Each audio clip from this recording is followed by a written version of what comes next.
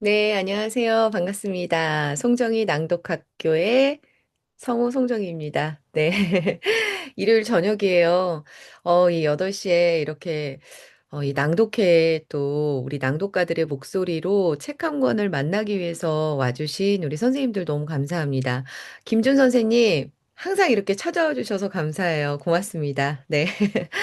우리 정유민 선생님 들어오셨고요. 희망희정 선생님 들어오셨습니다. 권순옥 선생님, 임미순 선생님 감사합니다. 우리 낭독가들 오늘 외롭지 않을 것 같아요. 네.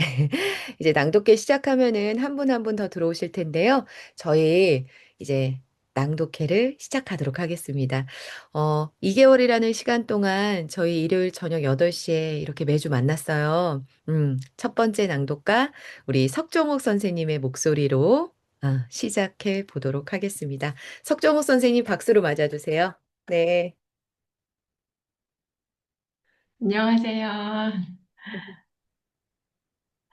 이번 낭독회는 8주 동안 매주 일요일 저녁에 모여 낭독의 기초를 함께 배워온 초급반의 수료 낭독회입니다.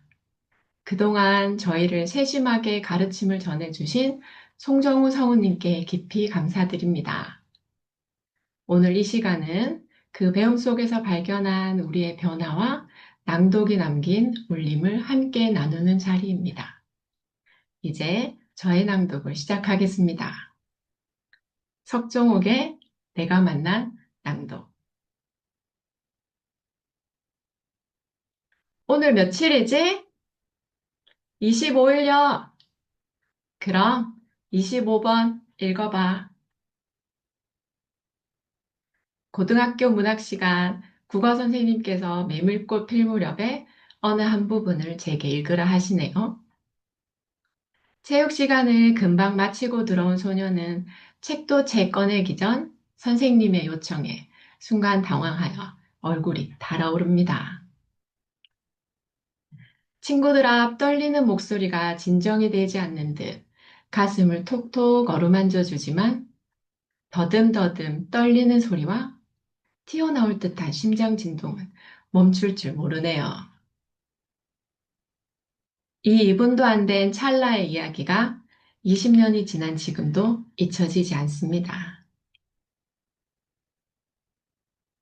내 안의 틀을 깨워보겠다는 거창한 포부로 지난 10월 낭독의 문을 두드렸습니다. 그렇게 어색하기만 하던 내 목소리가 회차를 거듭하면 할수록 참 듣기 좋아집니다. 지지난주는 정옥쌤 많이 편안해지셨네요. 좋은 보이스를 지니셔서 이제 그 맛이 잘 살아나고 있습니다. 사모님께서 수업 후 보내주시는 녹음 파일을 그 부분만 수십 번도 더 들었습니다. 무한재생을 했으니 카세트 테이프였으면 벌써 늘어났겠죠. 여태 내 소리를 들을 일이 없었습니다. 나를 보듬어 줄 시간이 없었습니다. 부족하단 생각에 채우기만 급급했습니다. 빈 공백의 어색함을 견디지 못하고 앞으로 나아가기만 하면 잘하는 줄 알았습니다. 내 목소리를 진득히 들으려 한 적도, 내 안을 들여다본 적도 없습니다. 보물을 가지고 있으면서도 그 진가를 알아보지 못했네요. 이 길이 맞다면 천천히 가도 좋겠습니다. 느긋이 걸어가며 들꽃도 보고 나비도 보고 조약돌도 함께 주워가며 계속 이어가 보렵니다. 포즈, 잠시 멈춤.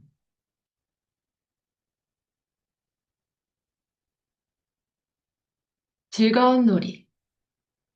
한 소녀가 촛불 아래 앉아 소리내어 책을 읽고 있다. 교과서인지 소설인지는 알 수 없지만 온 신경을 얼굴에 집중한 채 한 글자 한 글자, 한 문장 한 문장 또박또박 소리를 내어 읽어나간다. 작은 머리로 무엇에 골몰했는지 소녀는 찌푸린 얼굴이었다가 이내 표정이 환하게 밝아진다. 들릴 듯 말 듯 무슨 소리인지 알아들을 수 없던 소녀의 가녀린 목소리도 시간이 지날수록 너풀너풀 춤을 추기 시작한다. 벌써 40여 년 전 일이다. 나의 낭독은 그렇게 시작되었다. 베이비붐 세대지만 나는 형제자매가 있는 친구들과 달리 외동딸로 자랐다. 그 시절엔 동네 골목에서 친구들과 모여 고무줄, 망까기, 땅 따먹기 하며 뛰어노는 게 할 수 있는 놀이의 전부였다. 이마에 땀이 맺히도록 한참을 뛰어놀다 보면 어느 사이 해는 서쪽으로 넘어가고 밥 먹어라 하는 친구 어머니의 목소리가 들리면 그제야 밥때가 되었음을 깨닫곤 했다. 친구들이 모두 집으로 돌아가면 혼자 남은 나는 어둠이 짙어지는 골목에 우두커니 서 있다 허전한 마음을 안고 터벅터벅 집으로 돌아오곤 했었는데 그럴 때면 친구들에게 서운한 마음이 들기도 했다. 형제자매가 있는 친구들은 저녁 식사가 끝나고 나면 그때부터 또 다른 놀이가 시작되었다고 한다. 숙제도 하고 공기놀이도 하고 실뜨기도 함께하며 잘 놀고 다투며 그렇게 지냈다고 한다. 하지만 부모님의 귀가가 늦었던 나는 혼자 먹는 저녁이 익숙했다. 혼자 있는 시간은 무료하고 외롭게가 느껴질 때가 많았다. 툭 하면 전기가 끊기곤 했던 그때는 캄캄한 공간에 홀로 앉아 촛불을 켜고 숙제를 해야 할 경우가 많았는데 어린 소녀가 감당하기에는 두려운 시간이기도 했다. 천둥 번개라도 치는 날이면 어쩔 줄 몰라 하며 당황해하던 기억도 있다. 전기가 나가고 비바람까지 거세게 부는 어느 날이었다. 창문 틈으로 들리는 귀신 울음 같은 소리에 두려움을 넘어 공포심까지 느껴지던 그때 왜 그랬는지 지금도 알 수 없지만 숙제를 하던 나는 소리를 내어 책을 읽기 시작했다. 다음 중 맞는 답을 고르시오. 1번. 창밖의 소리가 무서워 스스로를 위로하고 싶어서였을까? 쏟아지는 빗소리에 대꾸라도 하든 빗소리가 커지면 내 목소리도 커지고 빗소리가 잦아들면 내 목소리도 작아졌다. 그렇게 소리로 방 안을 채워나갔다. 불안에 떨고 있는 마음을 지키고 싶었나 보다. 그 후로 낭독은 나만의 놀이가 되었다. 숙제도 소리내어 읽으면서 했고 숙제가 끝나면 책꽂이에 꽂혀 있는 책들을 한 권 한 권 꺼내어 다시 또 소리를 내어 읽기 시작했다. 혼자 저녁을 먹고 나면 자연스럽게 책을 읽었다. 그게 참 재미있었다. 낭독을 시작하니 더 이상 혼자 있는 시간이 외롭게 느껴지지 않았다. 친구들이 모두 집으로 돌아가도 괜찮았다. 오히려 친구들은 놔두고 먼저 집에 돌아와 숙제하며 낭독하는 날이 많아졌다. 원래 나는 소심한 아이였다.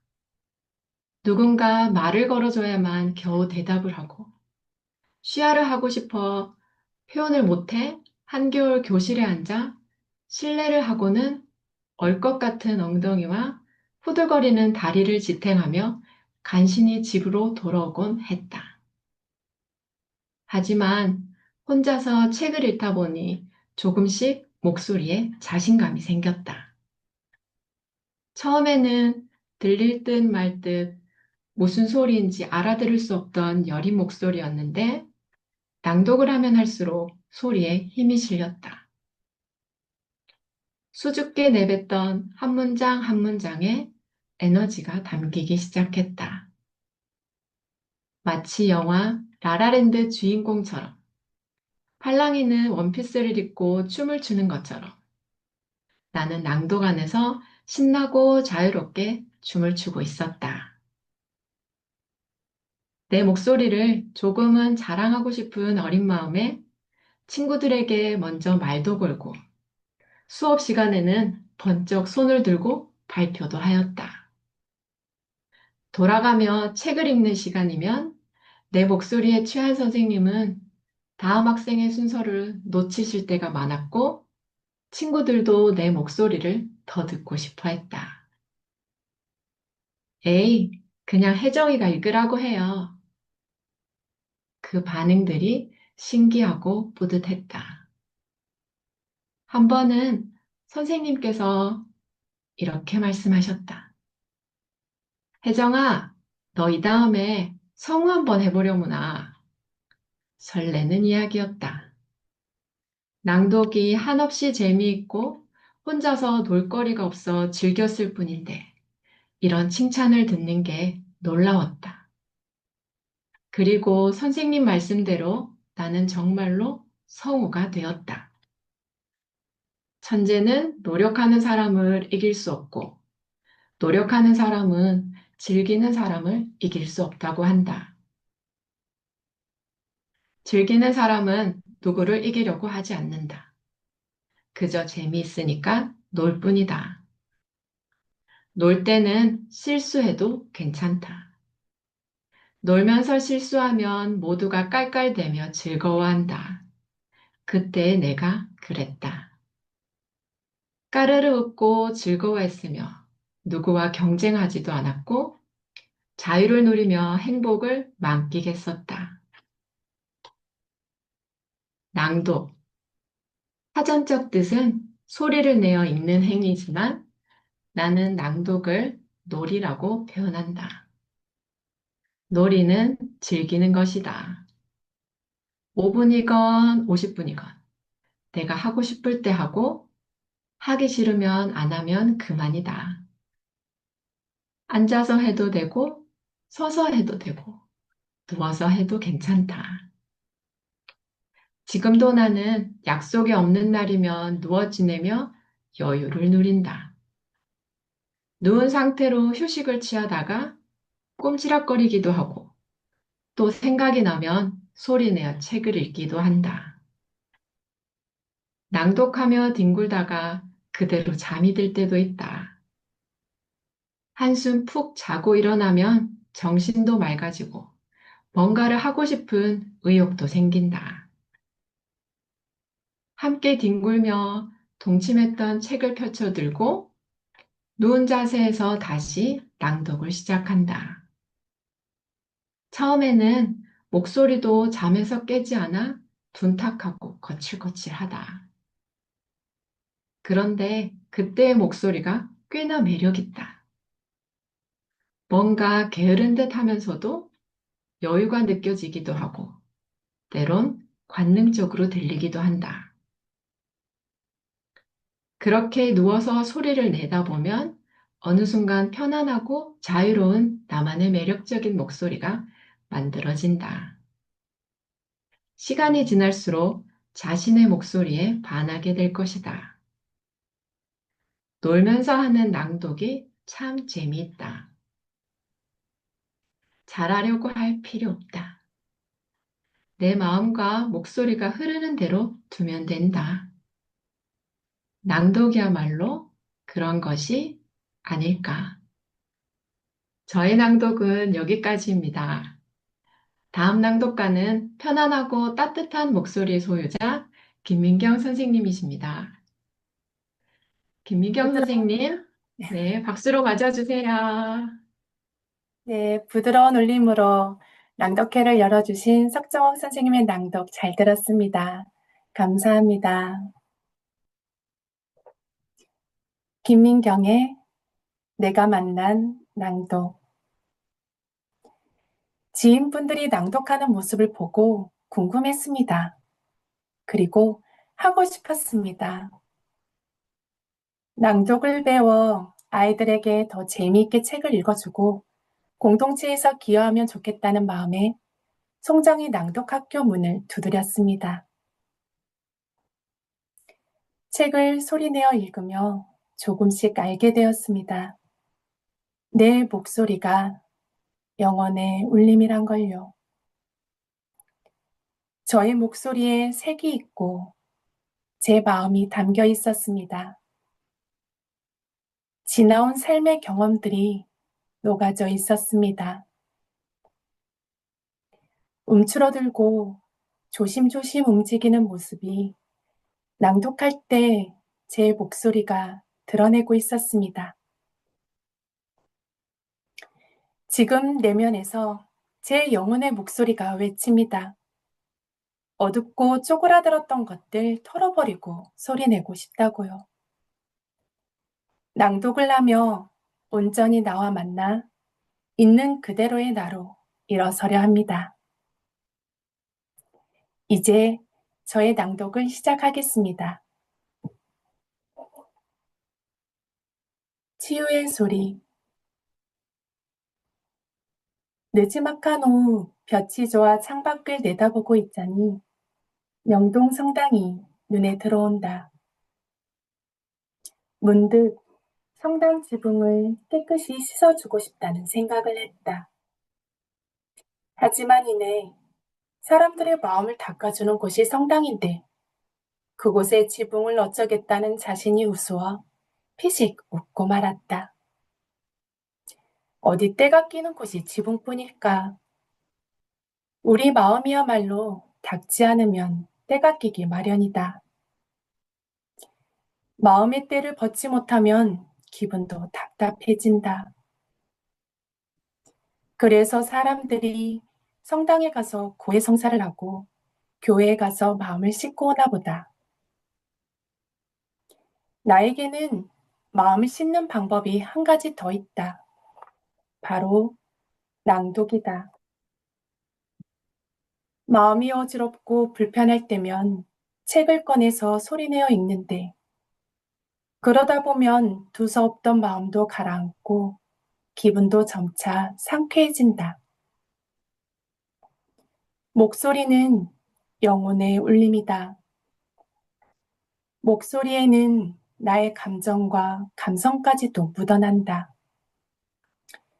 화가 났을 때 목소리는 탁하고 차갑게 들리며 호흡도 거칠다. 반대로 편안하고 유쾌할 때의 목소리는 명칭에서 멀리까지 곱게 뻗어나가고 호흡도 안정적이다. 내 마음이 어떤지 혼란스럽다면 목소리에 가만히 귀를 기울여 보자. 금세 알아차릴 수 있다. 신기하게도 낭독을 하다 보면 목소리가 점차 제 빛을 되찾는다. 글쓴이의 심정을 헤아리며 소리내어 글을 읽기도 하고 내가 느끼는 감정을 글에 덧입혀 소곤거려 보노라면 어느새 마음이 고요해지고 차분해진다. 마음이 풀어지면서 목소리도 여유를 찾는가 보다. 머리 위에 어지럽게 휘날리던 생각들이 내가 내뱉는 소리에 부딪혀 멀리 날아가 버린 것은 아닌가 생각하기도 한다. 아니면 나의 낭독이 내면을 윙윙 울려내어 안 좋은 생각들을 밖으로 몰아낸 것인지도 모른다. 그렇게 여겨질 만큼 충분히 낭독을 하고 나면 마음이 가벼워진다. 학교에서 성악과 학생들을 가르치면서 깨닫는 것이 있다. 집안 형편이 좋지 않아 아르바이트와 학업을 병행하는 친구들이 있는데 일이 고단해서인지 수업 시간에 조는 모습을 보이기도 한다. 하지만 낭독을 할 때면 어디서 기운을 되찾는지 금세 생기 있는 얼굴로 책 속에 빠져들어 열심히 읽어내려간다. 어쩌면 문장을 온몸으로 받아들이고 표현한다는 것이 맞을 것이다. 그럴 때 보면 어찌나 푸르고 싱그러운지 사람은 자기가 하고 싶은 일을 하면서 살아야 하는구나 하고 생각하게 된다. 그런데 그 아이들도 첫 학기의 절반이 지나가면 표정이 어두워진다. 지금이 공부가 내 길이 맞는지 갈등이 시작되는 것이다. 그럴 때면 남학생들에게는 차라리 군대에 일찍 다녀올 것을 권한다. 다양한 관심을 가진 또래들과 섞이게 될 테니 마음이 정리되지 않을까 하는 생각에서다. 그러나 대부분 제대를 하면 다시 학교로 돌아온다. 목소리를 깎고 갈아내는 수고 뒤에 따라오는 낭독의 기쁨을 알기에 그 즐거움을 다시 느끼고 싶어서일 것이다. 여학생들도 몇몇을 제외하고는 해마다 치러지는 성우시험에서 고배를 마신다. 하지만 쉽게 포기하지 않는다. 일상이 쉽지 않을 때, 마음이 힘들 때, 낭독이 주는 위로를 그들은 안다. 낭독을 하면 글이 살아 움직이는 경험을 하게 된다. 자기 목소리를 입히고 본인의 감성을 더해 활자를 입 밖으로 꺼내면 그 글은 이미지가 되어 눈앞에 나타난다. 어느새 형상을 갖춘 글은 내가 뱉는 말의 리듬에 따라 빠르게도 느리게도 움직이며 자유롭게 유영한다. 황금을 뚫은 고대 사막의 어느 왕이 내 옆에 기대어 무료하게 졸기도 하고 푸른 여운이 느껴지는 도심의 치열한 야경이 발 아래 펼쳐지기도 한다. 우리가 앉아있는 곳은 한정된 공간이지만 낭독을 하는 순간 우리는 글이 그리는 가상의 공간으로 옮겨가는 것을 느낀다. 그래서일까? 낭독을 경험했던 사람들은 하나같이 말한다. 낭독이 자유를 느끼게 한다고. 나 역시 낭독으로 자유를 느꼈고 마음의 위로를 받았다. 물 먹은 것처럼 마음이 눅눅한 날, 아무도 나를 발견할 수 없는 곳으로 숨고 싶을 때면 나는 낭독의 방을 찾았다. 그곳은 내가 글을 소리내어 읽기 시작하면 내면에 생겨나는 비밀스런 공간이다. 외부의 자극을 차단하고 나에게만 몰두하는 시간을 보내고 싶을 때 내 속마음에 말을 걸고 귀를 기울이는 곳이기도 하다. 감수성이 예민했던 어린 시절 동구만이 앉아 혼자서 집을 지켜야 했던 그때 나는 마음을 스스로 달래야만 했다. 가난한 동네는 밤늦도록 소음이 멈추지 않는다. 동네 골목에서 고래고래 들려오는 술 취한 아저씨들의 고함 소리. 집과 집 사이 방음이 되지 않아 들려오는 부부싸움 소리. 양은 그릇 따뒹구는 소리. 세간살이 깨지는 소리. 어른들의 싸움에 놀라 자지러지는 아이들 울음소리. 소리가 무섭고 두렵게 느껴질 때면 나는 책을 꺼내들고 낭독을 시작했다. 수다쟁이 빨간머리 앵가 떠들고 씩씩한 톰 소여와 페인트 칠하고 나처럼 조그맣고 어린 제재와 함께 포르투가 아저씨를 기다리기도 했다. 그러면 어느새 두려움은 사라지고 글 속에 빠진 나의 밝은 기분만이 남았다. 내 마음 안에 만들어 놓은 낭독의 방에서 자유롭게 놀며 내가 나를 위로한 것이다.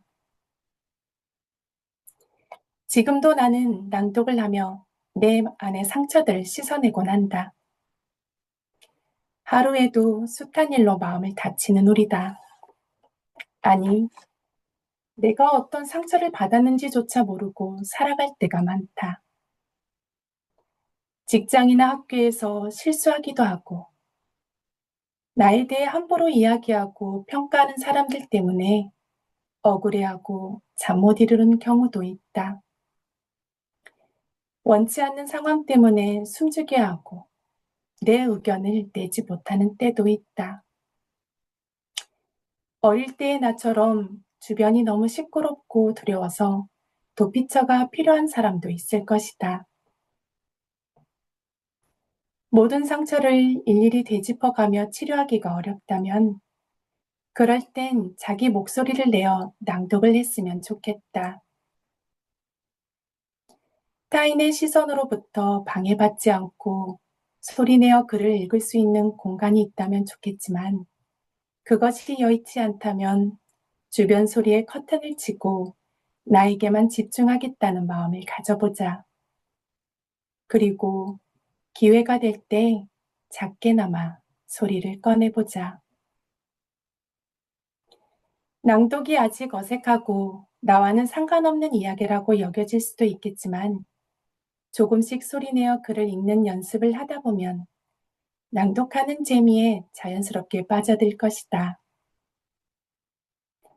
일상에서 잃어버린 마음의 조각들이 어느 순간 버겁게 느껴진다면 낭독으로 치유하면 어떨까 조심스레 권해본다.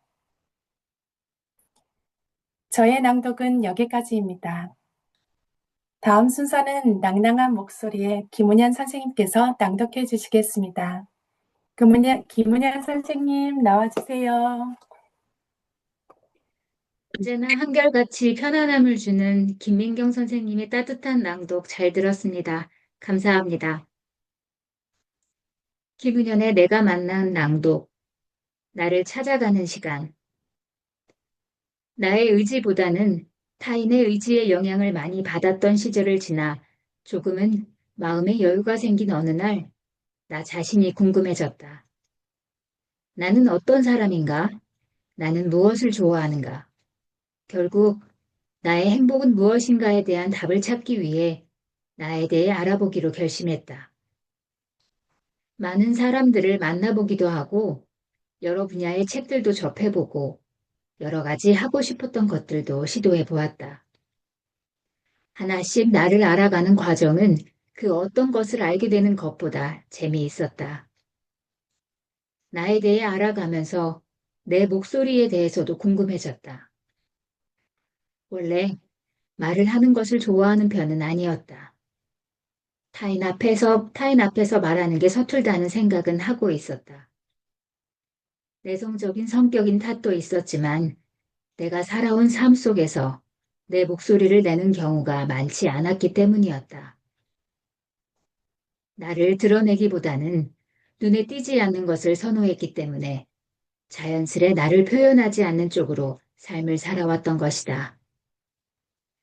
그 속에서 내 목소리도 갇히게 된 것 같다.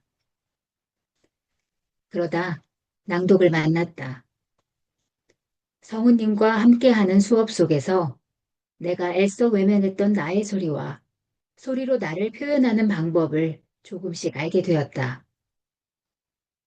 억지로 타인에게 맞춰가는 것이 아닌 솔직하게 나 자신을 드러내는 일. 이것이 내가 찾으려 했던 나를 찾는 일과 잘 맞는 것 같았다. 물론 40년 넘게 갇혀있던 내 소리를 드러내는 것이 쉬운 일은 아니었다.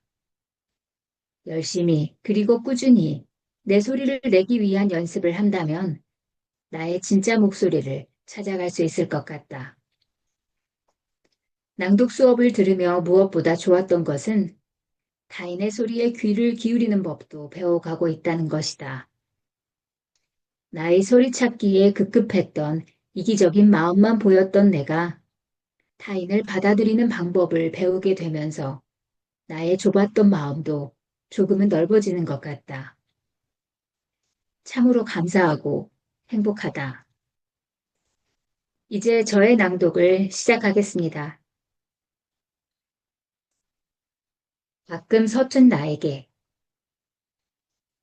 어린 시절 잠자리에 들 때면 엄마는 머리맡에 앉아 동화책을 읽어주곤 했다.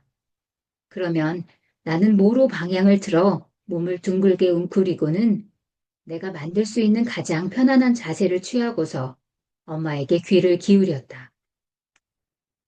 정확히 어떤 내용이었는지는 잘 기억나지 않는다. 씨앗을 타고 하늘 높이 올라가는 동화였던 것 같기도 하고, 토끼랑 사슴이랑 뛰어노는 동화였던 것 같기도 하다. 엄마의 이야기를 듣다 보면 어느 순간 소리가 아득하게 들려왔고, 그러다 나도 모르게 꿈나라에 빠져들었다. 신기하게도 엄마의 동화를 듣고 있노라면 속상했던 일들이 모두 사라지고 마음도 편안해졌다. 그때의 꼬맹이에게 엄마의 품은 세상에서 가장 편안하고 안전한 장소였다. 닿을 듯 말 듯 얼굴을 간지리던 엄마의 옷자락과 포근하게 들려오던 목소리가 지금도 그려지는 듯하다. 어른이 된 지금은 더 이상 동화책을 읽어주는 사람이 없다. 따뜻하게 나를 보듬어주는 손길이 필요할 때 나는 누구에게 안길 수 있을까? 내 마음을 매만져 주던 엄마의 목소리가 그립지만 이제는 들을 수 없다. 바쁜 일상을 살아가는 우리에겐 매일매일 작은 위로가 필요할지 모른다. 마음이 불안하고 감정이 유동치는 날도 있고 시들시들 지쳐 더 이상 아무것도 하고 싶지 않은 날도 있다. 여행을 떠나고 싶지만 상황도 여의치 않아 혼자 시무룩해 하기도 하고 늦은 밤 일상을 마치고 집에 돌아와 울적하게 앉아있기도 한다. 한바탕 수다를 떨고 나면 속이 좀 시원할 것 같지만 주위를 둘러보면 아무도 없다. 또 막상 친구를 만나서 이런저런 고민을 꺼내도 마음을 이해하지 못하는 것 같아 답답한 마음이 들기도 한다. 위로를 받아도 마음은 빈 것만 같다. 나는 마음이 지칠 때면 소리를 내어 나에게 이야기를 들려준다. 시를 펼치기도 하고 짤막한 동화책을 꺼내기도 하고 소설을 읽으며 주인공의 심정을 뱉어보기도 한다. 낭독을 하면 자연스럽게 마음의 소리가 스며든다. 거칠고 메말랐던 마음 바닥에 소리가 빗물처럼 한 방울 두 방울 떨어지기 시작하면 굳었던 마음밭이 물기를 머금는다. 계속 이야기를 들려주면 소리가 차오르고 어느덧 마음밭에는 샘이 고인다. 고냈던 마음은 힘을 얻고 활기를 찾는다. 많은 사람들이 낭독이 주는 위로를 경험했으면 좋겠다. 잠들기 전에 책을 소리내어 읽어보면 어떨까? 잠자리에 누워 책을 꺼내 들고 나직히 뱉어보면 된다. 팔이 아프면 옆으로 누워서 읽어도 좋다. 평소 읽고 싶던 책도 좋고 자기가 쓴 글이어도 괜찮다. 글을 읽으며 잠에 빠졌다가 다음날 한번 자신의 마음을 점검해보자. 나는 마치 하늘나라에 있는 엄마가 내 잠자리에 내려와 옛날 이야기를 해주고 간 것만 같았다. 어떤 특별한 훈련이 이런 체험을 만드는 것은 아니다. 그저 낭독으로 마음의 소리를 들려주면 자연스럽게 겪게 되는 현상이다. 의지할 곳 없어 외로울 때, 모든 것이 막막하고 두려울 때, 입술을 열어 작은 목소리로 낭독을 시작한다면 내 안에서 피어오르는 따뜻한 기운을 느낄 수 있을 것이다. 저의 낭독은 여기까지입니다. 다음은 매력적인 목소리의 이미영 선생님을 모시겠습니다. 박수로 맞아주세요. 마음도 목소리도 멋진 김은현 선생님 낭독을 잘 들었습니다. 감사합니다. 이미영의 내가 만난 낭독. 나에게 낭독이란 명상과 같다. 명상을 하겠다고 앉으면 잠자고 있던 오만 생각들이 깨어나 나에게 말을 건다. 하지만 무시하고 글을 읽다 보면 어느새 글자가 나에게 다가와 가만히 옆에 앉아 있어 준다. 그것이 위로가 된다. 그러다 잠시 틈을 타서 팔만 생각이 다시 나를 부르고 그와 놀다 보면 나의 발음, 나의 발성, 호흡, 문해력 등등이 나를 지치게 만들기도 한다. 그럼에도 불구하고 나는 나를 질책하지 않고 다시 작가의 글로 돌아온다. 이것을 무한 반복한다. 처음에 명상할 때와 같은 느낌이다. 이게 뭐지? 이게 왜 좋지? 참 좋은데 왜 안 되지? 그냥 하는 거지 뭐. 이 또한 질문과 답을 무한 반복하면서 조금씩 서서히 좋아지고 있다는 것을 믿어본다. 명상과 같이 편안하게 깊이 몰입하는 그 고요함을 알아차리는 순간이 오는 것처럼 낭독도 나에게 그런 고요의 순간이 올 것이다. 이제 저의 낭독을 시작하겠습니다. 삶이 묻어나는 소리. 저는 성우로서 자질이 없다고 여겼어요. 정식으로 무슨 교육을 받은 것도 아니고 연극을 하다가 성우 세계에 발을 들여놓았는데 모르는 것도 너무 많고 기본이 안 되어 있었어요. 다른 선배들은 너무 잘하고 날아다니는 것 같은데 저는 제가 마치 아기처럼 느껴졌어요. 받침도 안 돼서 뭉개서 소리를 내고 목소리도 탁하고 거칠었어요. 지금은 많이 부드러워졌지만 그때는 소리가 너무 안 좋았어요. 굉장히 허스키하기도 했고요. 그래서 한 선배에게 고민을 털어놓았어요. 다른 선배들을 보면 목소리도 발음도 너무 좋은데 나는 그렇지 못하니 성우로서 자질이 없는 것 같고 그래서 그만둬야 할 것 같다고요. 그때 그 선배가 이렇게 말했어요. 정이야, 너 그런 휘황찬란한 선배들이 내가 가진 열정과 신선함으로 목소리를 낼 수 있을 것 같니? 그들은 못해. 오히려 그들은 너의 감성이 부러울 게다. 그러니 그냥 밀고 나가. 저는 그때 조금 깨달았어요. 어떻게 소리를 내야 하는지요. 남과 비교하지 않고 내 목소리를 꺼내면 된다는 걸 알았어요. 사람마다 얼굴이 다 다르듯 목소리도 개성이 다 다르잖아요. 자신감을 가지고 내가 가진 소리를 최대한 살리면서 나만의 목소리를 찾아야겠다고 생각했어요. 영국 배우에서 성우로 성장한 나 송정희의 고백이다. 나는 서혜정 선배와 함께 전국을 돌아다니면서 낭독 강의를 했다. 강의 현장에서 많은 분들을 만났고 그분들의 목소리를 들었다. 이미 소리 내는 법을 알고 발성도 좋아 큰 소리로 낭독하는 분이 계신가 하면 발성이 약해 조용조용한 목소리로 낭독하는 분도 계셨다. 또박또박한 발음으로 글을 읽는 분이 계신가 하면 발음이 안 좋아 띄엄띄엄 읽는 분도 계셨다. 그분들의 낭독을 들으면 이런 생각을 했다. 꼭 목소리가 좋다고 해서 좋게 들리는 것도 아니고 나쁘다고 해서 안 좋게 들리는 것도 아니구나. 정말 그렇다. 어떤 분은 아주 작은 목소리로 더듬더듬 하며 겨우겨우 한 문단을 이끌어 가신다. 그분이 낭독할 때면 같은 자리에 있는 모두가 그분에게 집중하고 마음을 졸이며 듣는다.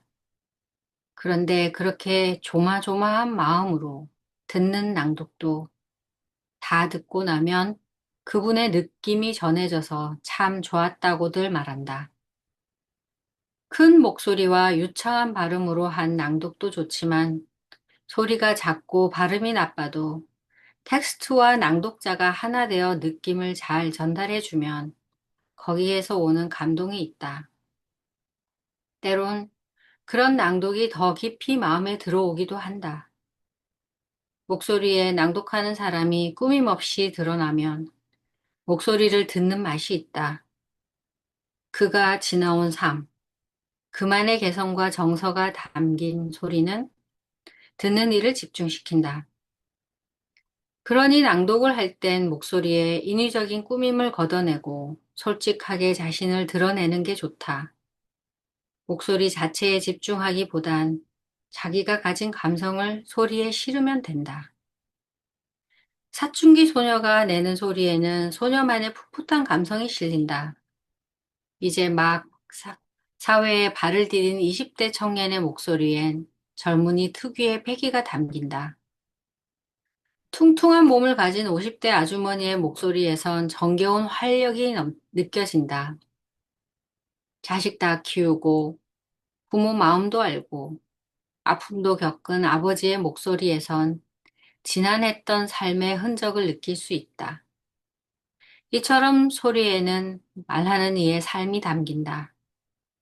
나는 삶이 묻어나는 소리가 최고라고 말한다. 사투리가 나오면 나오는 대로 낭독을 하면 된다. 사투리를 들으면 어떤 지역에서 자랐고 어느 고장에서 음식을 먹고 했을 그만의 정서를 느낄 수 있다. 조곤조곤한 전라도 말을 들으면 담양의 대나무 숲 향기가 전해질 것만 같고 정겨운 부산 말을 들으면 비릿비릿하고 짭조름한 바닷바람이 푸르게 풍겨올 것만 같다. 소슬한 밤 저 멀리 반짝이는 등대 불빛, 사락사락 눈이 내리는 산골짜기 풍경, 가슴을 시원하게 열어주는 탁 트인 바다. 그 고장에서 자라지 않으면 보거나 느낄 수 없는 이러한 정경들이 사람의 내면에 스며 있다가 말을 할 때 자연스럽게 흘러나온다. 우리는 그의 말을 들으며 삶의 정치를 느낄 수 있다. 다른 사람을 의식하지 않고 자기를 있는 그대로 보여줄 때 소리에도 자신이 드러난다.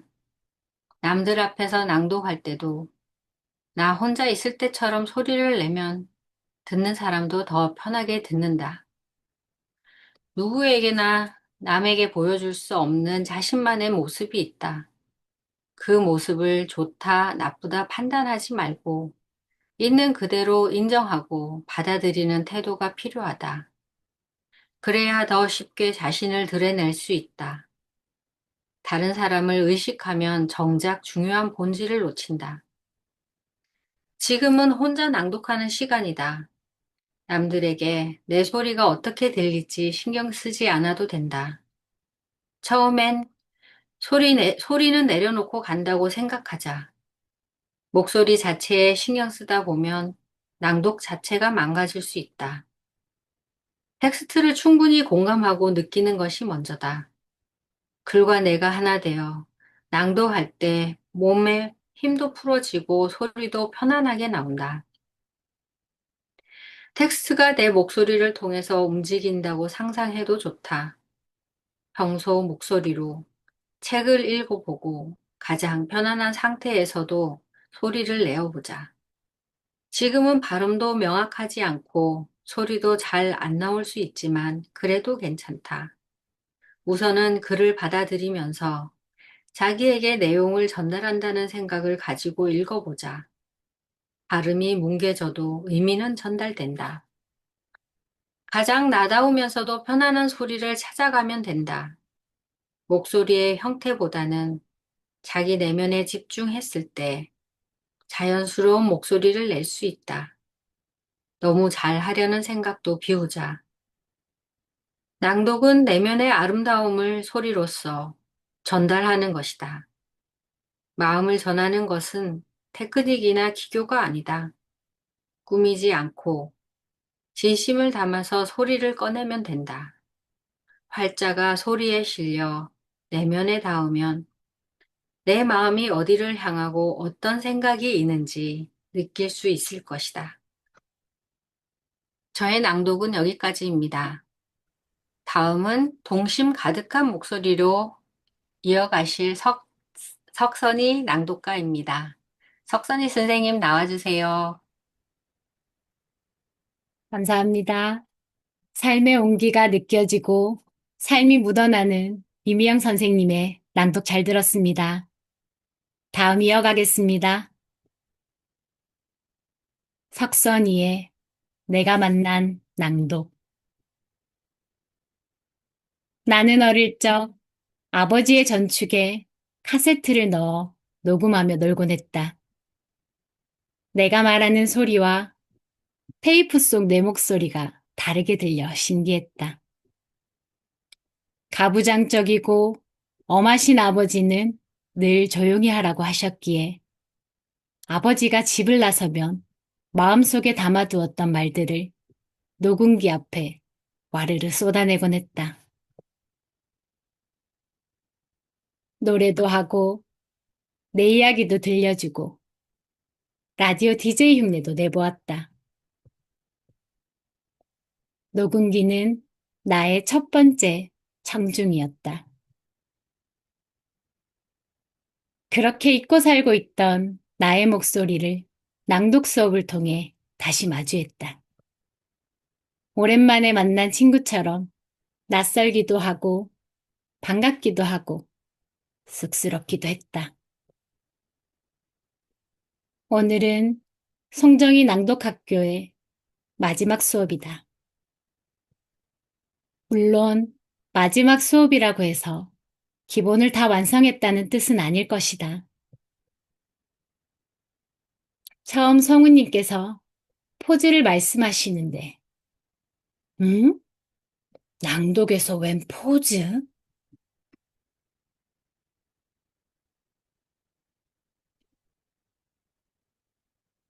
하지만 회차를 거듭하면서 그 포즈가 내가 생각하던 그 포즈가 아니란 걸 알게 되었다. 멈춤의 포즈, 자세의 포즈.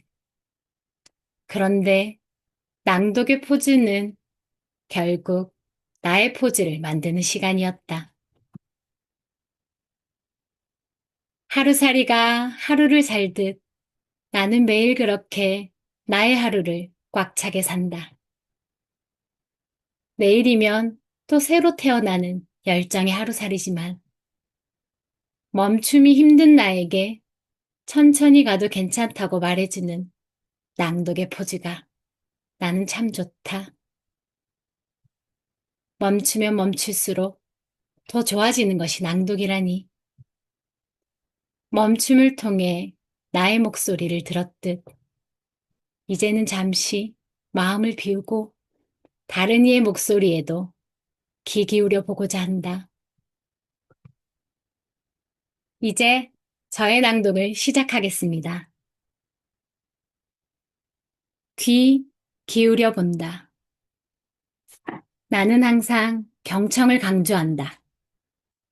소리 내는 것 이상으로 듣는 일이 중요하다는 사실을 경험으로 배웠다. 잘 듣지 못하면 낭독도 더 깊이 나아가지 못한다. 낭독은 듣는 대상에서부터 출발한다. 우리가 목소리를 꺼내는 이유는 누군가 듣는 대상이 있기 때문이다. 타인에게 말을 하면 상대방이 듣고 혼자 말을 하면 내가 그 소리를 듣는다. 어떻게 소리가 들리는지 알고 깨닫는 만큼 다채롭고 깊이 있는 소리를 낼 수 있다. 내가 처음부터 경청에 관심을 가진 것은 아니다. 돌이켜보면 성우 일을 하면서 여러 시기를 거쳤다. 마음에 뜨거운 것이 많았던 시기에는 나를 드러내는 데 힘을 쏟았다. 연극을 하는 것처럼 온몸을 움직이며 소리를 냈고 나를 표현하는 걸 주저하지 않았다.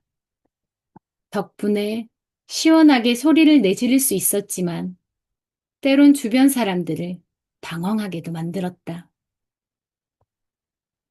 하루는 녹음실 문을 박차고 나오며 대사를 외쳤는데 주변 사람들 모두 땡그랗게 눈을 뜨고 나를 쳐다봤다.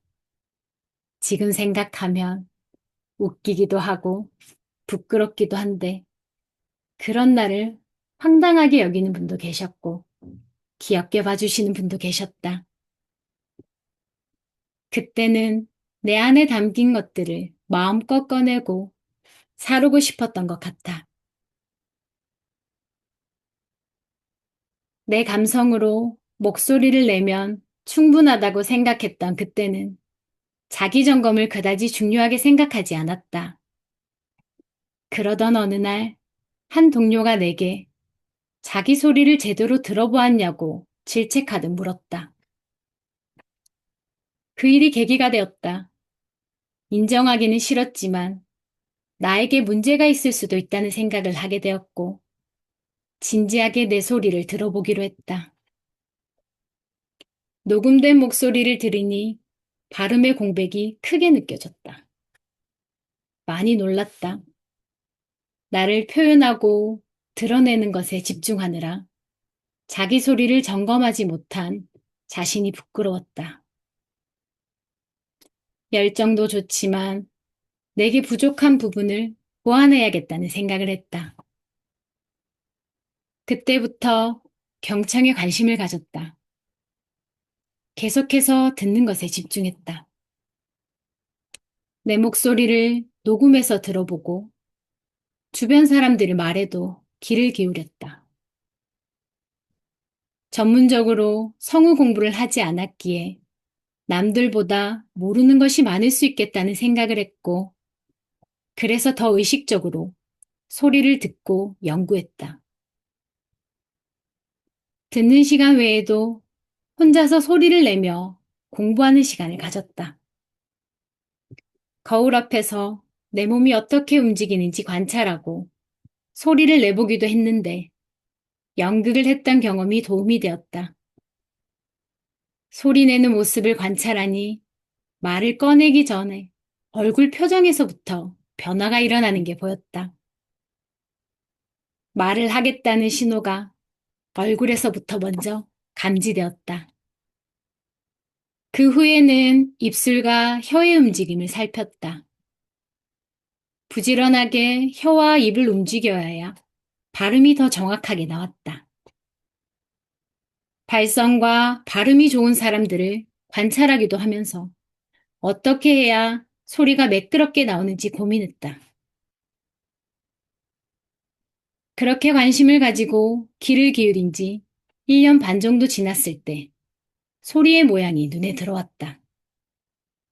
처음에는 얼굴 표정과 조음 기관이 보였다면 이제는 눈에 보이지 않던 소리가 그려지기 시작했다.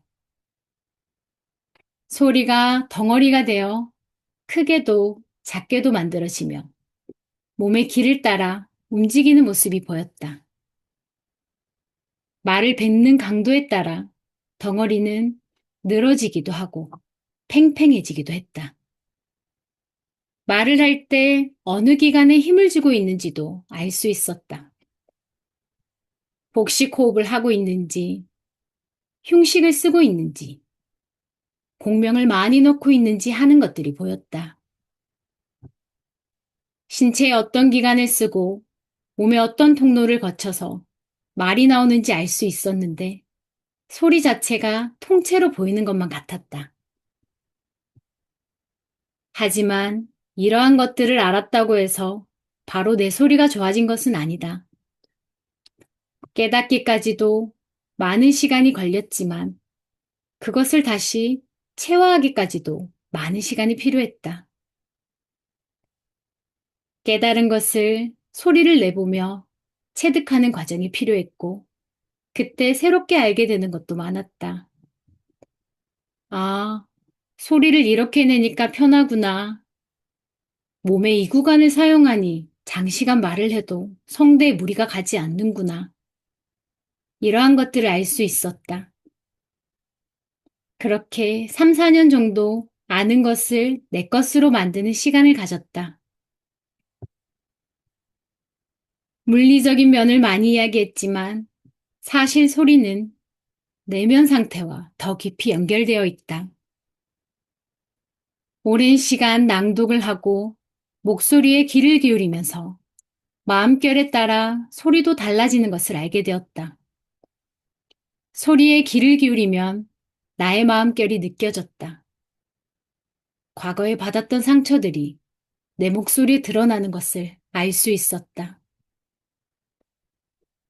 과거의 나의 삶은 메마르고 척박했다. 안에 뜨거운 것이 많았고 반항심도 강했다.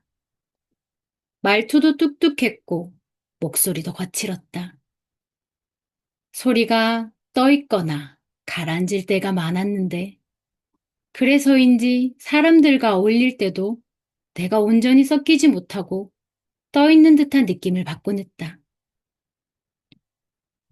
성우를 하면서 감사한 것은 내 소리에 귀를 기울이면서 내면을 들여다볼 기회가 많았다는 점이다. 10년 동안 성우 생활을 하고 잠시 휴식기를 가졌는데 그때 다시 나를 돌아보니 과거와는 많이 달라진 내가 보였다. 목소리도 많이 부드러워지고 말과 호흡에도 여유가 생겼다. 이전보다 사람들과 잘 어울리고 대화도 많이 하는 내가 보였다. 무엇보다 다른 사람들의 이야기에도 귀를 잘 기울이고 있었다. 그 사람의 이야기에 귀를 잘 기울이고 있었다. 타인의 소리, 그리고 내 소리가 마음에까지 잘 들어왔다. 그 모든 것을 비교해 보니 예전보다 내가 더 온전해졌다는 생각이 들었다. 내 소리에 귀를 기울이고 나를 들여다보는 과정에서 이런 변화가 생긴 것 같다. 한꺼번에 모든 것이 좋아지지는 않는다. 모든 일에는 시간과 과정이 필요하다. 앞서 이야기한 것처럼 목소리에는 그 사람이 드러난다. 우리네 삶이 단순하지 않듯 자기 목소리를 찾는 것도 어떤 하나의 방법이나 요령만으로는 설명하기 어렵다. 사람마다 소리를 찾는 과정에서 깨닫고 느끼는 점이 다 다르다. 하지만 한 가지는 확실히 말할 수 있다. 소리에 귀를 기울이기 시작하면 그때부터 변화는 시작된다. 내 소리가 다른 사람에게 어떻게 들리는지 인식하지 못하던 나였지만 지금은 누구보다 경청을 강조한다. 내 소리를 찾기까지의 여정이 길었지만 이제는 많은 사람들에게 낭독에 대해 말할 수 있게 되었다. 나의 경험이 자기 소리를 듣기 원하는 사람들에게 조금이나마 도움이 되었으면 좋겠다. 감사합니다. 다음은 단아하면서도 단단한 목소리의 소유자 박정화 낭독가님입니다. 박수 부탁드립니다.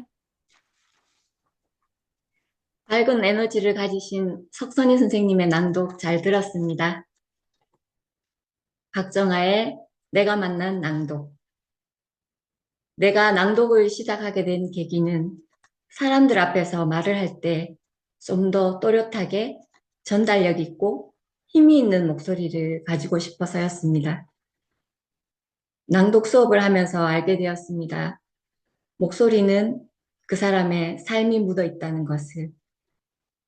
사람들마다 살아온 삶이 다 다르고 각자 목소리가 가진 음색도 개성도 다 달라서 다른 사람과 같을 수도 비교할 수도 없다는 것을 알게 되었습니다. 내 개성을 살려서 나만의 색깔로 낭독을 하면 좋겠다는 생각을 해보았습니다. 따뜻한 마음을 전달하는 낭독을 많이 해서 듣는 사람들에게 좀 더 편안하고 따뜻함이 잘 전달되어 사람들이 행복했으면 좋겠습니다. 이제 저의 낭독을 시작하겠습니다. 삶이 새겨지는 텍스트. 깊이 쓰인 시는 읽는 이의 마음을 흔들고 글 앞에 멈춰서게 만든다. 섬세한 저자의 마음이 느껴져서 마음이 흔들릴 때도 있다. 담백하게 일상을 그린 수필도 우리의 자아상을 드러내는 소설도 마찬가지다. 좋은 글은 읽는 사람의 마음을 감화시킨다. 글에는 작가가 고민하고 서성인 시간의 흔적들도 스며 있다. 글을 쓰니가 밤을 새워 쓰고 지우기를 반복하며 걸러낸 문장들이 모이고 엮여 하나의 글이 탄생하기도 한다. 나는 좋은 글을 보면 소리내어 읽는 편이다. 내 목소리를 밖으로 내어 텍스트를 읽을 때 찾아오는 감동은 눈으로만 글을 읽을 때와는 또 다르다. 낭독을 하면 묵독을 할 때보다 글에서 더 섬세한 감정이 느껴진다. 글이 내는 향과 정서도 더 생생하게 전해진다. 문장과 문장, 단어와 단어 사이에서 느껴지는 호흡도 소리내어 글을 읽을 때 바로 체감할 수 있다. 섬세한 사람이라면 작가가 글을 쓰면서 멈춰 있었을 그 공간도 느낄 수 있으리라. 글 안에서 느낄 수 있는 여러 감상은 소리내어 읽을 때 더 배가 된다.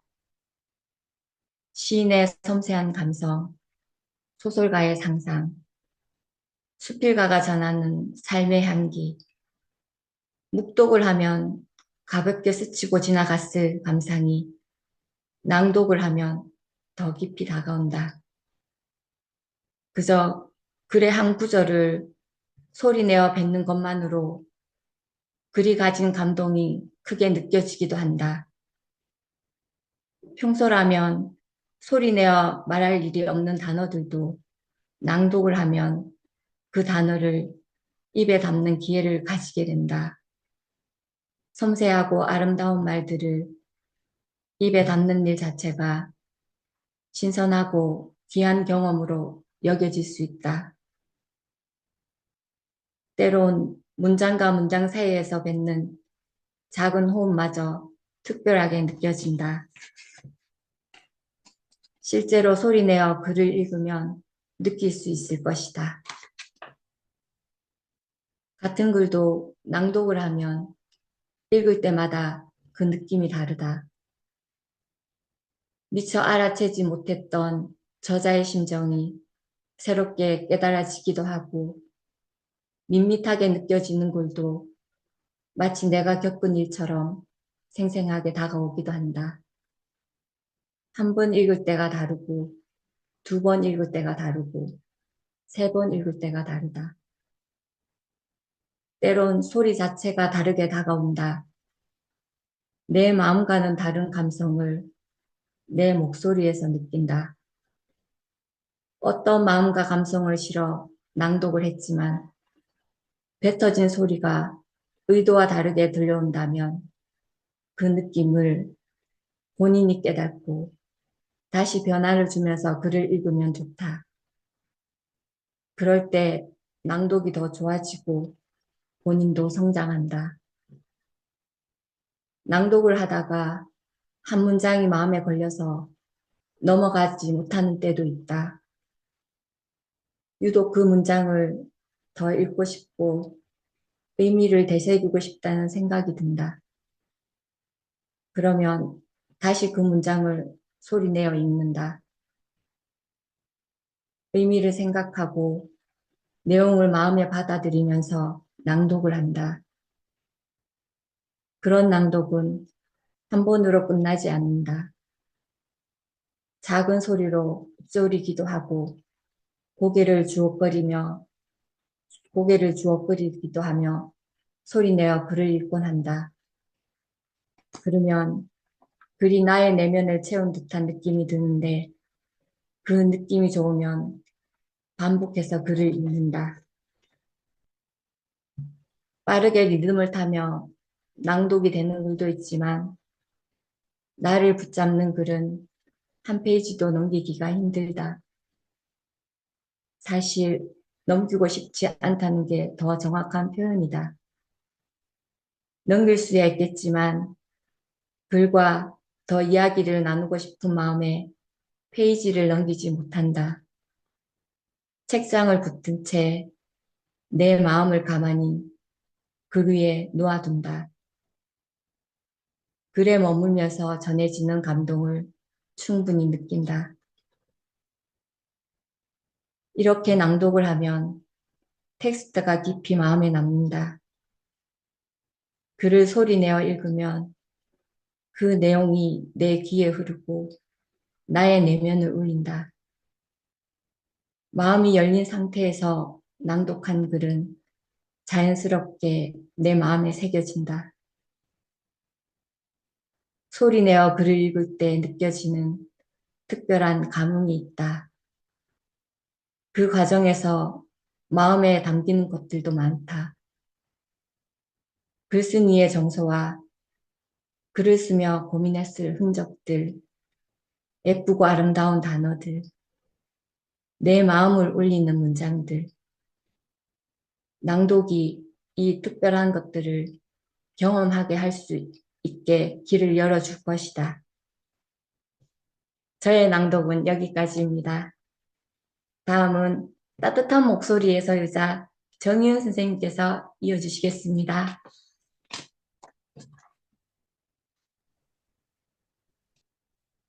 박정아 선생님의 마음 깊이 새겨지는 진실한 낭독 잘 들었습니다. 감사합니다.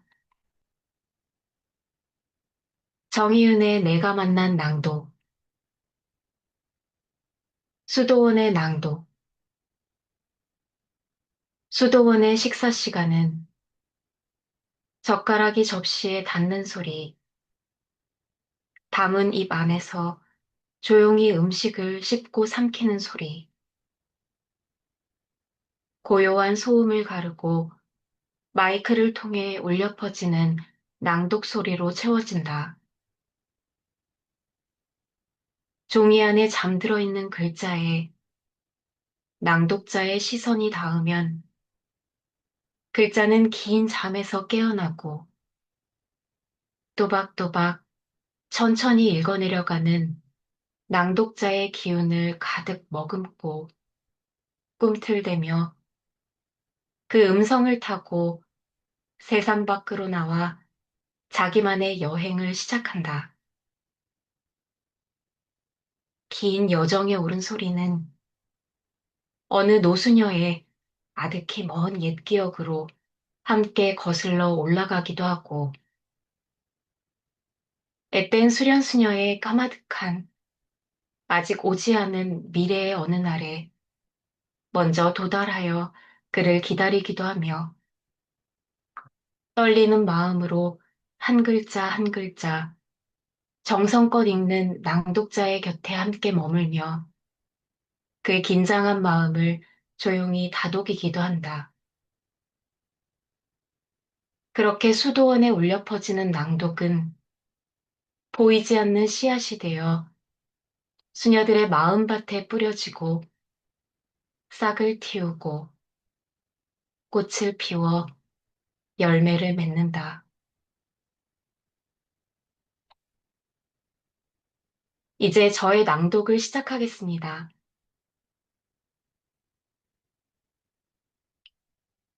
침묵의 언어. 나는 낭독 강의를 하면서 학생들에게 문장과 문장 사이에서 충분히 쉬어가라고 조언도 하고 훈련도 시킨다.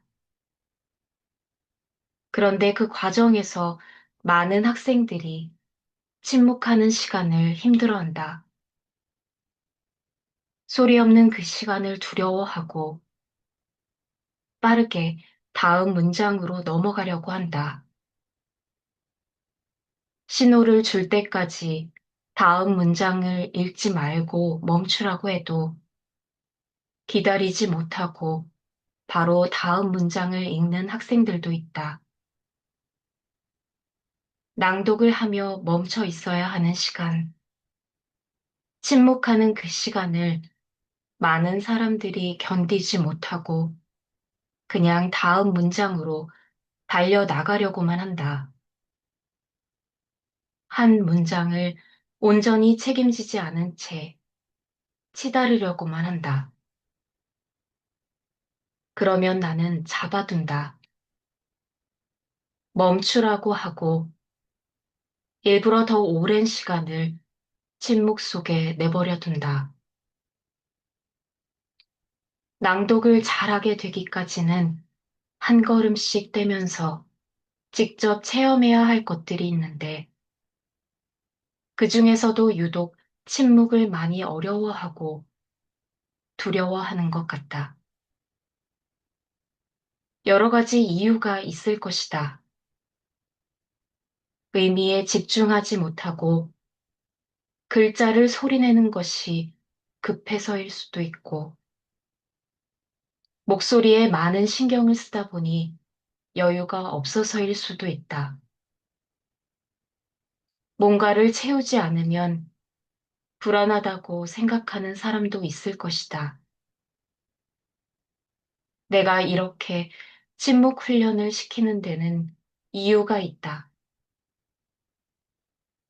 침묵이 강력한 언어이면서 많은 것을 포함하고 있다는 것을 알려주고 싶어서이다. 낭독을 할 때 언제 침묵이 필요할까? 문장에는 포즈가 필요한 공간들이 있다.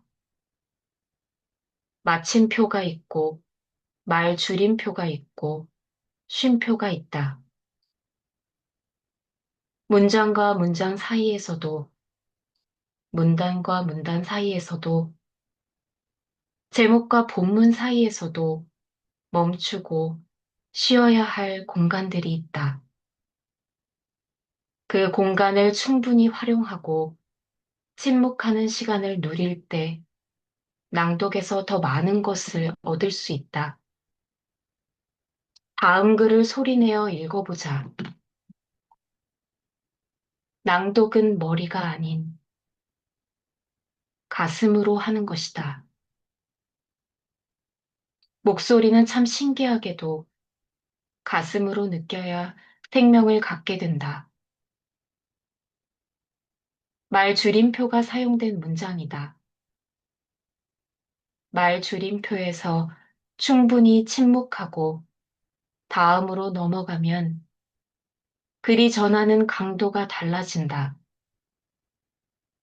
이 글을 사람들 앞에서 낭독한다고 생각해보자.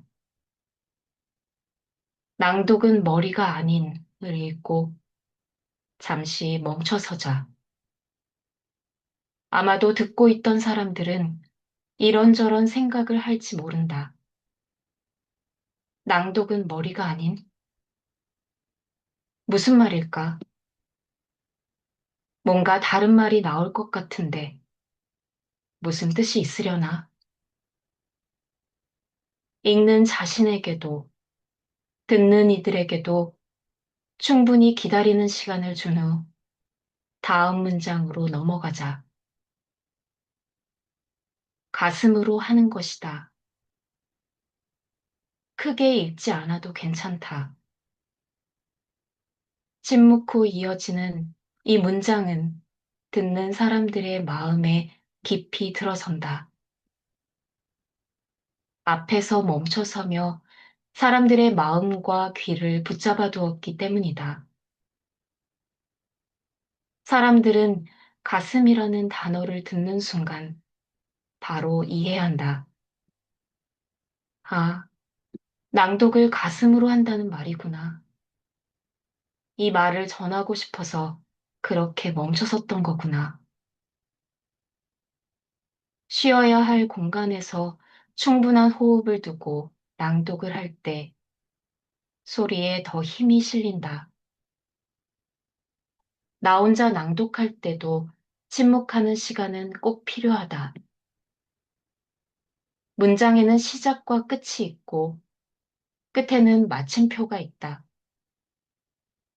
한 문장을 낭독하고 다음 문장으로 넘어가는 순간에는 반드시 멈춰서는 시간이 찾아온다.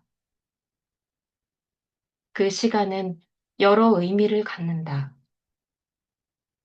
그 문장을 끝까지 읽었다고 침묵으로 말하는 순간이기도 하고, 다음 문장으로 넘어가기 위해 준비하는 시간이기도 하다.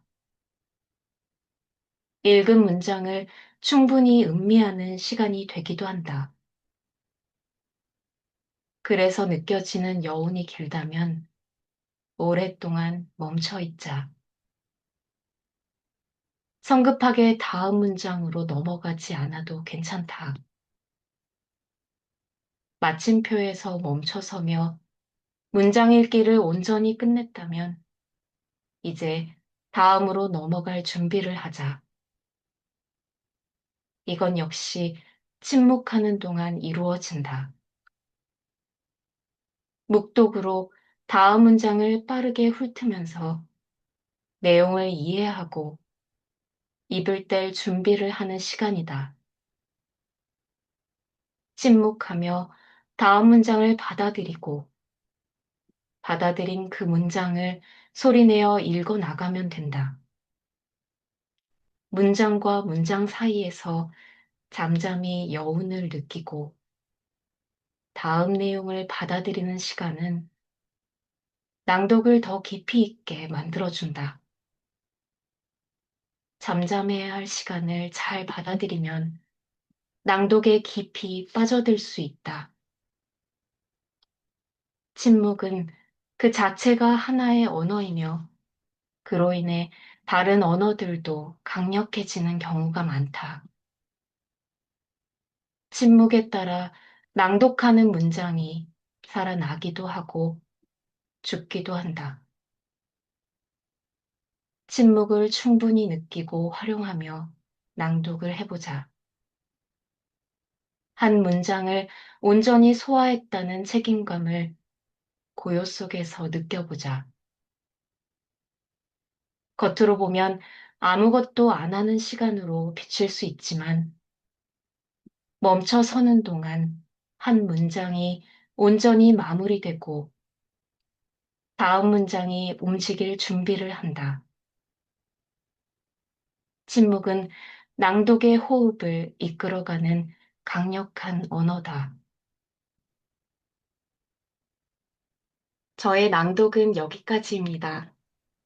다음은 맑고 청아한 목소리를 지니신 홍명희 선생님의 낭독을 들으시겠습니다. 네, 정희윤 선생님의 단정하면서도 매력적인 낭독에 감사를 전합니다. 홍명희의 내가 만난 낭독. 낭독은 작가가 세상에 내놓은 이야기를 낭독가가 다른 세상으로 전달하는 과정이라고 생각합니다. 그런데 낭독을 하다 보면 그 다른 세상이 내 안의 세상이 되는 경우가 대부분입니다. 나에게만 들려주는 이야기라면 내 느낌대로 어쩌면 내가 전달받고 싶은 대로 읽으면 그만이지만 다른 사람에게 들려주는 낭독은 조심스럽습니다. 활자만이 아닌 내 목소리에 실려 있는 감각과 에너지가 오롯이 전달되기 때문입니다. 처음 낭독 수업을 하고 목소리를 녹음해서 들었을 때의 그 허탈감과 충격이 아직도 기억납니다. 그동안 차분하고 단정하다고 생각했던 내 목소리는 가늘고 힘이 없어 듣고 있자니 마음만이 아닌 몸까지도 축축 처지게 만들었습니다. 낭독 코칭을 받는다고 목소리 성형이 당장 되지는 않겠지만 좋지 않은 습관들은 고쳐지겠지라는 생각으로 틈날 때마다 연습하다 보니 호흡이 가장 큰 문제라는 걸 알아차렸습니다.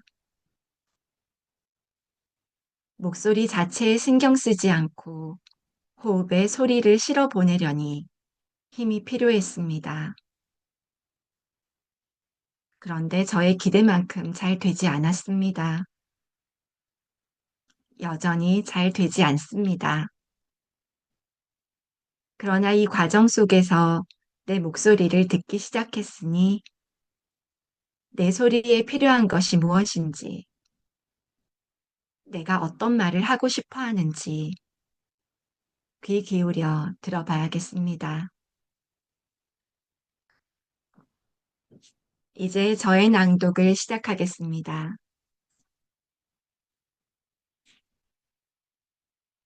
나를 위한 낭독. 아빠가 돌아가신 지 8, 9년쯤 된 것 같다. 정이 많았든 없었든 간에 가족을 떠나보내는 일은 쉽지가 않다. 나는 아빠가 돌아가신 후로 죽음에 대해서 이런저런 생각을 많이 했다. 사실 아빠랑 그다지 사이가 좋았다고는 할 수 없다. 별로 살갑지도 않았고, 같이 산 시간도 길지 않았다.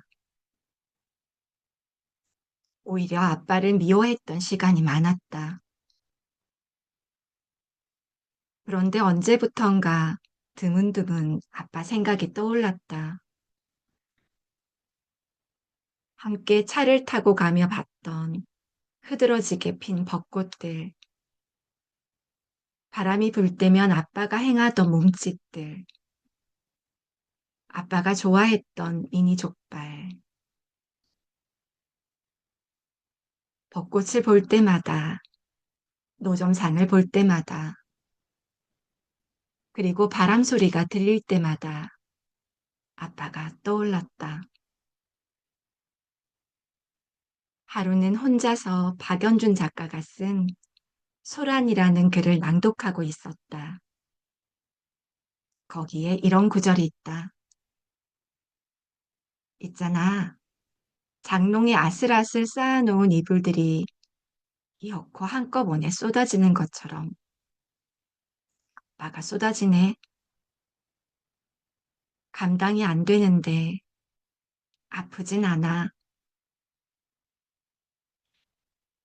이 글을 소리내어 읽는데 속에서부터 눈물이 올라왔다. 참 많이 울었다. 눈물이 계속 나고 또 나고 또 나고 혼자 골방에 들어가서 한참을 엉엉 울었다. 눈물이 멈추지 않아 글을 제대로 읽지도 못했다. 그 후로 심청과 같은 판소리에서 아이고 아버지 하는 소리만 들어도 눈물이 났다. 아빠에 대한 마음이 그동안 가슴에 계속 쌓여 있었던 것 같다. 나는 낭독을 하며 아빠를 떠나보내지 못했던 내 마음을 들여다봤다. 돌이켜보면 온전히 나를 위해서 그렇게 소리내어 글을 읽었던 것 같다. 낭독을 하는 순간 팔자가 쿵 하고 내 마음을 울렸다. 감정을 추스르기 힘들었고 속에 쌓인 것을 꺼내놓고만 싶었다. 계속 소리내어 글을 읽었고 마음속 깊이 묻혀있던 감정들을 밖으로 쏟아내려고 했다. 그렇게 나는 낭독을 하면서 마음을 정화하는 시간을 가졌다. 어떤 날은 혼자 골방에 들어가 3시간을 울면서 소리내어 책을 읽기도 했다. 읽으면 감정이 동하고 이건 내 이야기라고 느껴지는 글이 있다. 그런 글을 접하면 마음에 찡한 울림이 오는데 소리내어 읽으면 감동이 더 깊어진다. 텍스트가 소리로 변해 마음에 닿을 때 내면에 파문이 인다. 어떤 때는 글의 내용은 전혀 슬프지 않은데 낭독을 하면서 알 수 없는 울음이 솟구치기도 한다. 내 마음에 묻어두고 꺼내보려 하지 않았던 감정과 생각들이 내 소리에 흔들려 들춰졌기 때문일 수도 있다. 낭독을 하면서 실컷 울고 나면 마음이 씻긴 것 같이 맑아진 느낌을 받는다. 일주일에 한 번씩 낭독 봉사자들을 대상으로 수업을 한다. 봉사자들 목소리로 오디오북을 제작하고 그것을 시각장애인들에게 전달하는 게 수업의 목적이다. 봉사를 하고 싶은 마음에 수업에 참여하신 분들이 대부분인데 봉사라는 생각이 있어서 그런지 처음에 만나면 부담감이 많아 보인다. 그러면 나는 그분들에게 즐기라고 말한다. 봉사 이전에 자신이 즐거워야 합니다. 내가 즐거워야 지치지 않고 오래 할 수 있어요. 봉사를 한다는 생각을 내려놓고 낭독을 하며 내 마음과 영혼을 돌본다고 생각하세요. 이렇게 말하면 다들 좋아하신다. 역시나 봉사니까 잘해야 한다는 부담감을 많이 가지셨던 것 같다. 자신에게 좋은 시간을 허락한다는 생각을 가지고 낭독을 할 때 소리도 잘 나오고 결과물도 좋게 나온다. 나를 위한 낭독이 남을 위한 낭독으로 확장된다. 그래서 나는 먼저 자신을 위해서 소리를 내라고 말한다. 나 역시 나를 위한 낭독 시간을 많이 가졌다. 아빠를 떠올렸던 그 일도 나에게는 꼭 필요한 시간이었다. 내 목소리를 내면에 들려주면서 그동안 깨닫지 못했던 내 마음을 들여다볼 수 있었고, 내 안에 어떤 감정이 잠들어 있는지 살필 수 있었다. 내 안에 쌓인 감정들을 하나씩 들춰내며 슬픔을 발견했고, 계속 입을 열어 글을 읽으며 그 슬픔을 떠나보냈다. 나를 위한 낭독이 무거운 것만은 아니다. 오히려 기쁘고 즐거울 때가 더 많다. 무거우면 무거운 대로, 즐거우면 즐거운 대로 자기 마음을 들여다보면 된다. 온전히 자신에게 집중해서 텍스트를 들려주고 내 마음에 일어나는 변화를 느끼면 된다. 내 마음에 어떤 감정이 느껴지는지, 무슨 소리를 하고 싶은지 들여다보는 것만으로도 충분히 좋은 시간이 될 것이다. 텍스트에 푹 빠져들고 싶은 날이면, 마음을 들여다보고 싶은 날이면, 혼자 있을 공간을 찾아 그곳에서 나에게 낭독을 허락하면 어떨까?